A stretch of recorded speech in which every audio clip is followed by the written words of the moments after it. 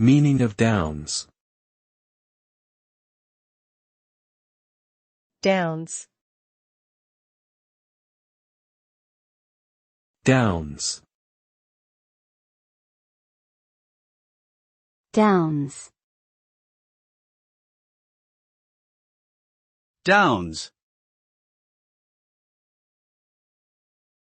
The term downs has multiple meanings depending on context. It can refer to a geographical feature known as a down, which is a treeless hill found mainly in southern England.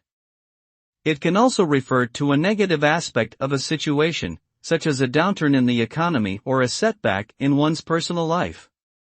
Additionally, downs can be used as a slang term for amphetamines.